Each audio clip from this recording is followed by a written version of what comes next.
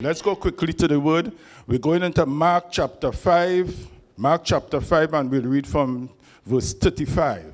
You know, Mark is one of the most preached about, especially that chapter 5, with the lady with the issue of blood and Jairus and his daughter, and one of the most preached about chapters in the Bible. So people should be familiar with it. So I'll just run through some verses, and then we can have our seats. I'll start from 35. While Jesus was still speaking, some people came from the house of Jairus, the synagogue leader. Your daughter is dead. They said, why bother the teacher anymore? Overhearing what they said, Jesus told him, don't be afraid, just believe. Let me repeat that. Don't be afraid, just believe.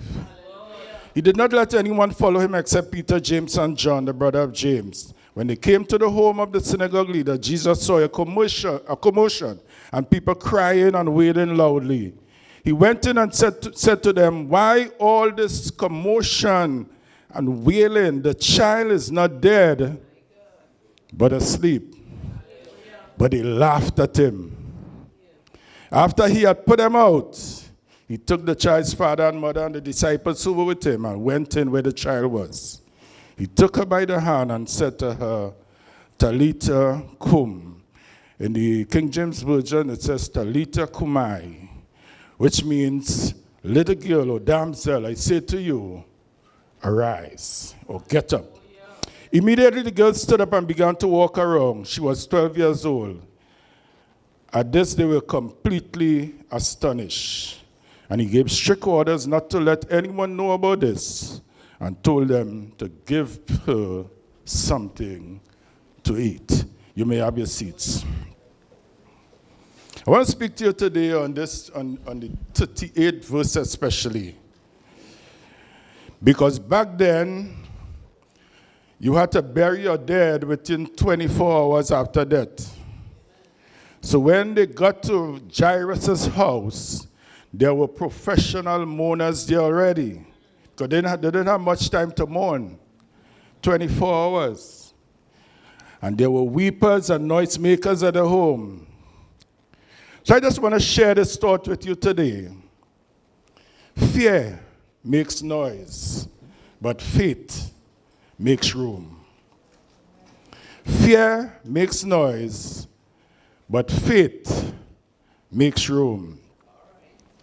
Jesus, when he got there, cleared out the room from all the noise.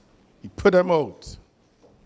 You know, for those who had the privilege of reading William Shakespeare's work, probably in your time in school, his inspirational writing and writing the story about much ado about nothing. Ian, as a teacher, you would know about that. And I don't know if they're still using Shakespeare in school. They're probably not. Much ado about nothing.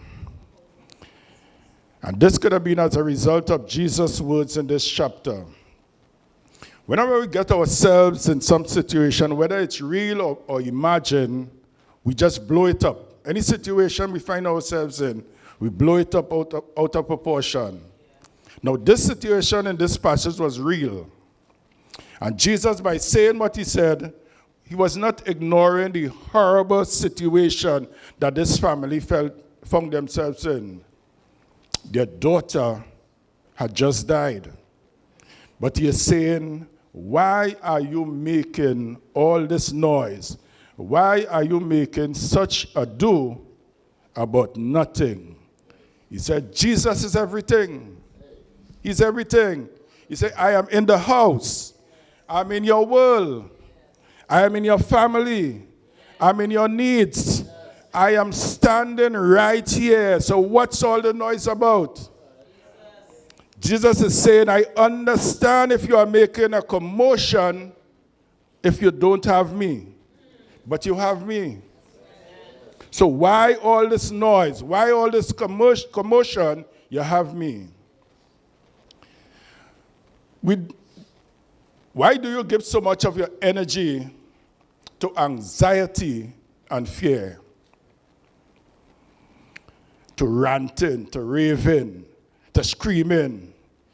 Why are you making such a do? Every little thing that comes at you, you make a big ado about nothing. It's like if you are addicted to ados. He's saying, I am your God.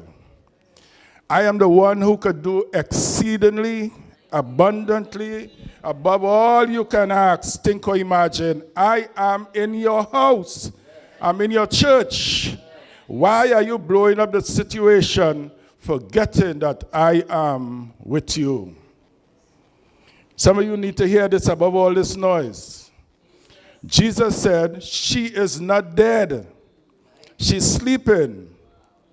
So this is not an issue about your dead daughter. This is an issue about your dead faith.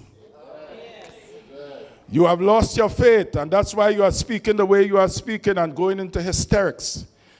After that, you're going to weeping and worrying and stirring up. You need to know that God is still on the throne.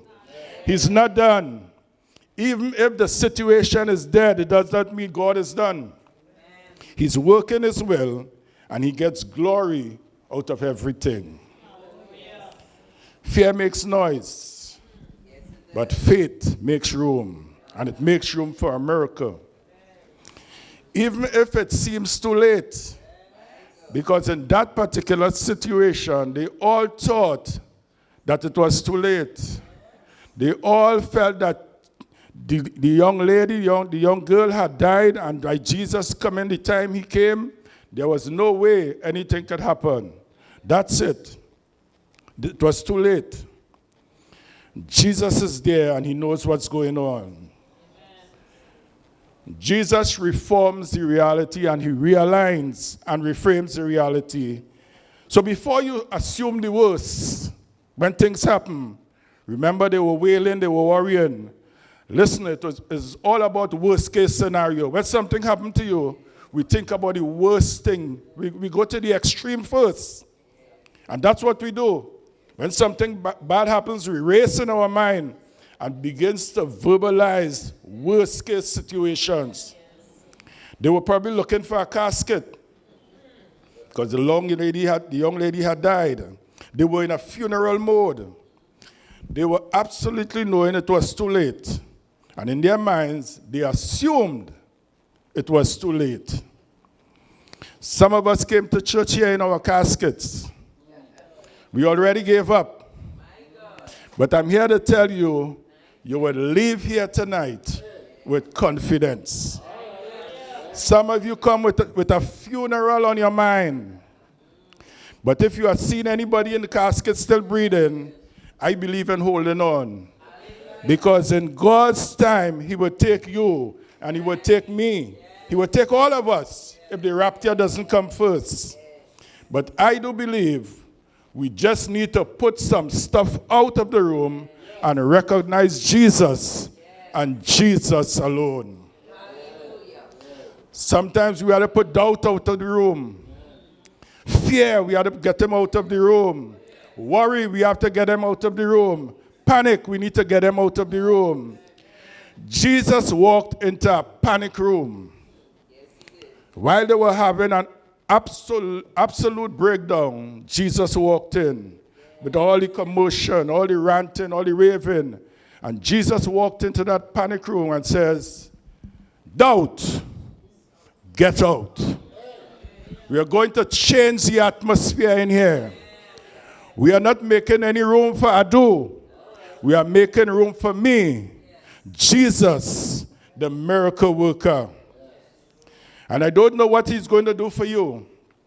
I don't know.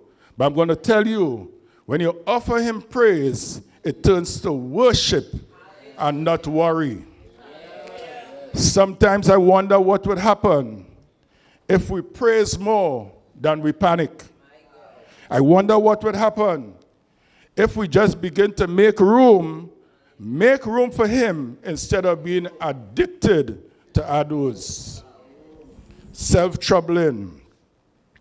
You worry about a lot of things that are out of your control. And that's not how faith operates. Listen, we are not supposed to live with chronic fear over us all the time. That's not how God wants us to live. When he's coming back, what's going to happen next? This is not God. You need to rebuke those things. You need to tell the devil, much ado about nothing. Get out of my life. Get out of my face. Jesus is everything. You are nothing. Jesus is my everything. He's my future. He has me. He's going to be all right. He's good. And I would praise him, and I would put on the garment of praise for the spirit of heaviness.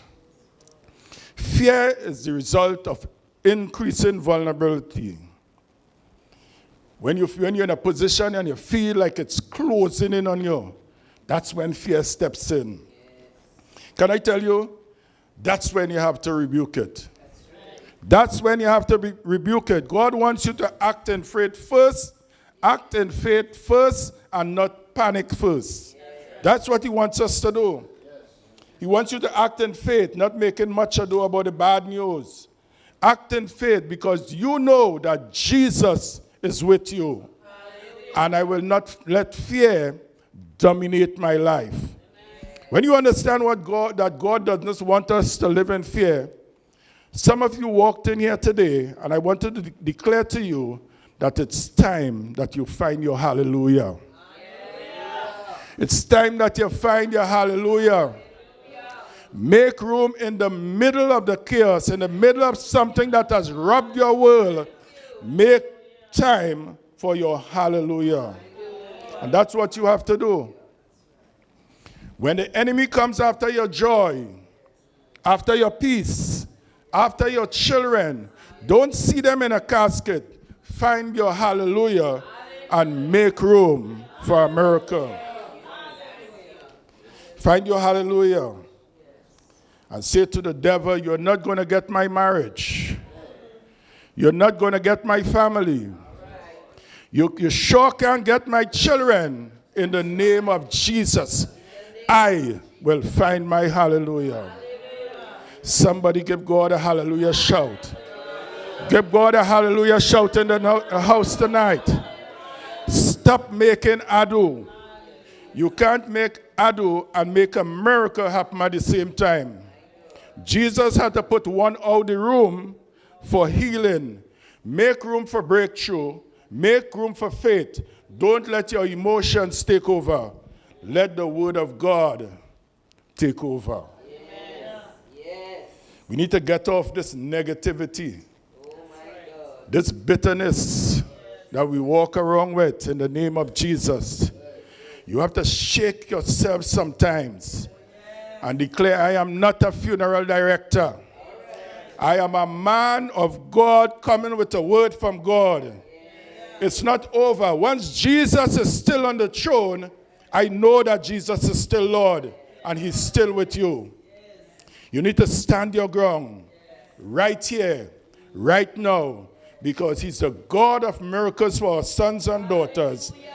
I will not let anything keep me out of the room.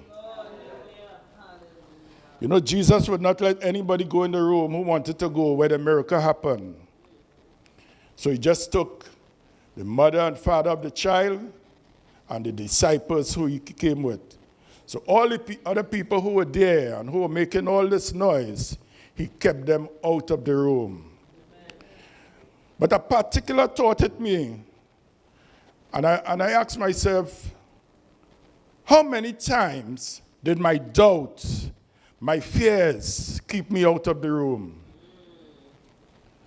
How many times my lack of even believing in God kept me out of that room where God was going to do something that would have buggered my mind?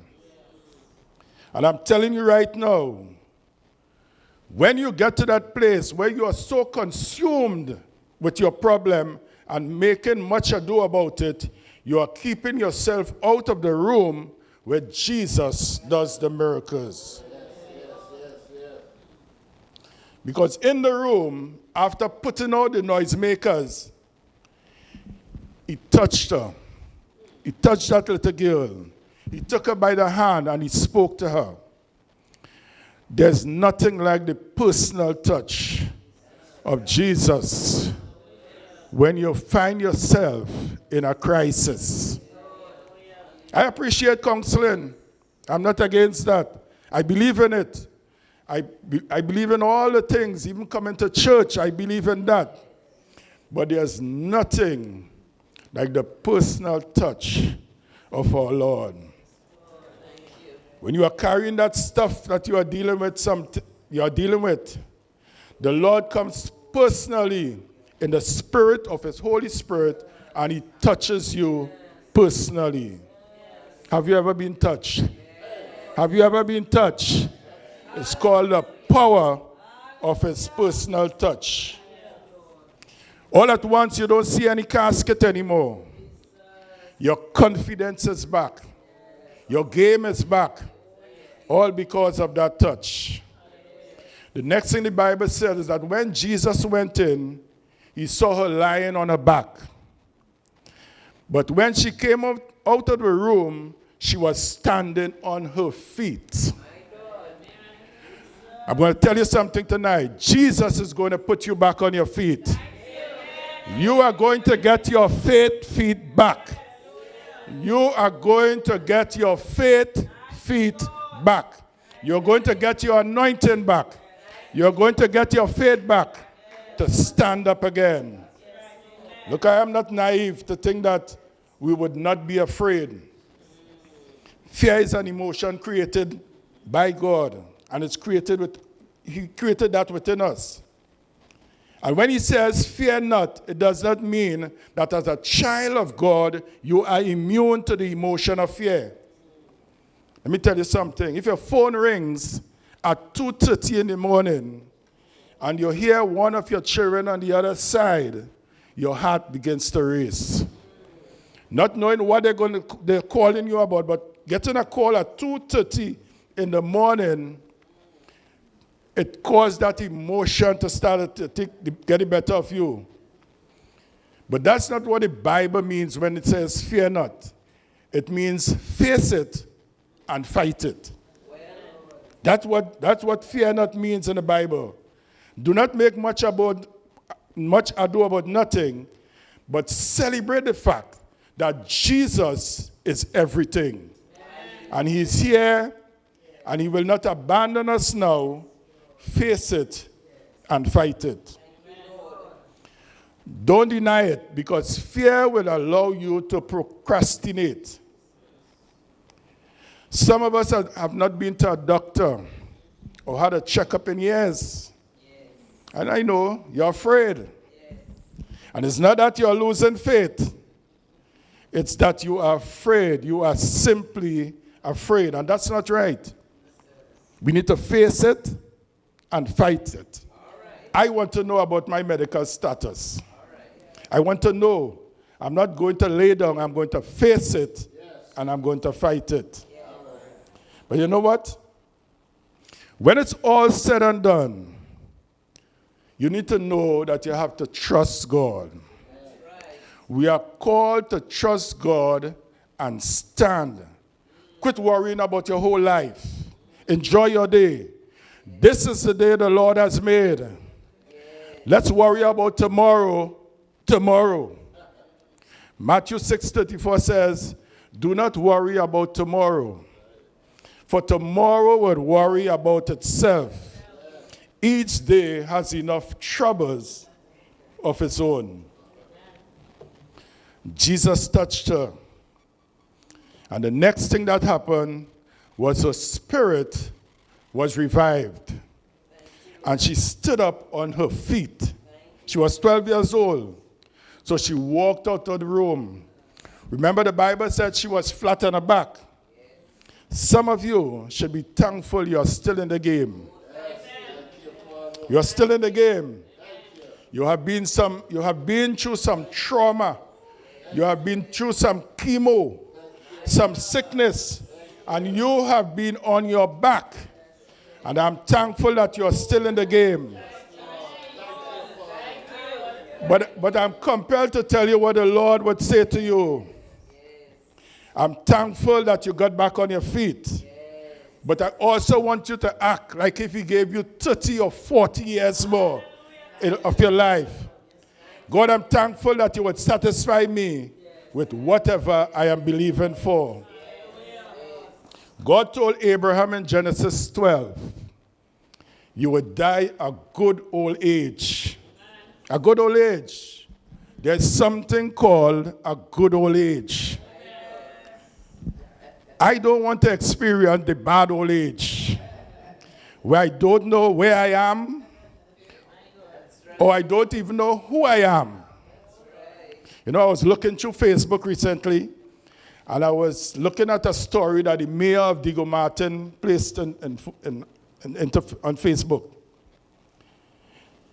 She was speaking about a father who incidentally was an ex-soldier.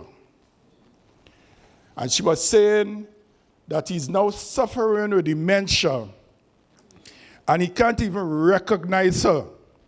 His first child, his firstborn, he can't even recognize her. I don't want that. All right. So I was speaking to one of my daughters. I was asking her if I got into some accident or something and I was hooked up on a life-saving machine. Probably I was brain dead. How much time you'll give me before you pull the plug?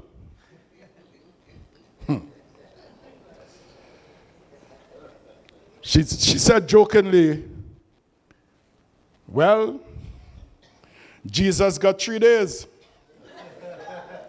So we can leave you for 3 days and see. I said, yes, if you want to talk Bible, Lazarus got 4 days. So give me the time Lazarus got. 4 days before you pull the plug. But in all sincerity, those days will come when they come. Stop procrastinating and worry yourself to death.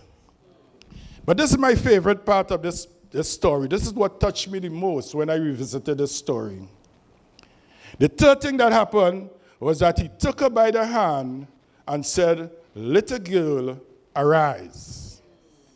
Some translation has, damsel, arise. And the scripture said, when she rose from the dead and got back on her feet, he gave the command for them to give her something to eat. The parents in the room were probably overcome with emotion, praising God that their little girl who was dead was alive again. And Jesus has said, ensure that somebody give her something to eat. Jesus was urgent about it. And what Jesus was saying, it had been so long that she was sick for so long that she needs a sense of normalcy. You know, I've listened to Elder Amir's testimony of what he went through. And I know he probably felt that way when he got to himself after. Because you would have been in a particular state for so long that you forgot how being normal was. The things that you could have eaten during those periods, you probably couldn't eat it at all. So those things seem abnormal to you. You have suffered so much. And just a normal meal with your family, just a normal walk around the savannah, or any community park seems so distant because you've been on your back for so long. Some of you may have gone through so much that you don't even recognize that you have been healed. You don't recognize when it's a normal day again. You don't recognize that you're no longer suffering with the pain that you have been suffering. Those pains are not there to bother you anymore. My prayer for you today would be that on that day that you would recognize that you have been healed. I declare and decree that you would experience normal days again, enjoyable days again, free days again. Some of you can't remember the last time you had a normal night's sleep. But I pray and I ask of God that the Lord heal you. Why do you make such a do about nothing? Why all the weeping? Why all the panicking? Why are you self-troubling? Some people assume that if something is dead, it is done. God is not done. God is not done with you. Jesus said, all this fuss, what is the commotion about? I know what I'm dealing with. Sometimes we just want to take Jesus' role. And instead of handing those problems and those situations over to him, we try to sort it out ourselves. And we make a bigger mess. And if you know who you are dealing with, you have not lost your best friend. Because your best friend in all your troubles and crises is Jesus Christ. And he said, I will never leave you. I'll never forsake you. You are mine. You are mine. The decision to stand up is one you have to keep on making over and over again in life. Psalms 23 expresses this perfectly. That point in the psalm that says, yea, do I walk through the valley of the shadow of death, I will fear no evil. And that's the point where you go through the most ado. Because if you are walking through the shadows of death, it means death is close enough. It's close enough to you that you can actually feel its shadow. Now, I'm not making light nor was Jesus making light of the crisis. Someone had died. It was real. And you know, we are human beings. So that emotion oftentimes get the best of us. And when that day comes in your life, either you or some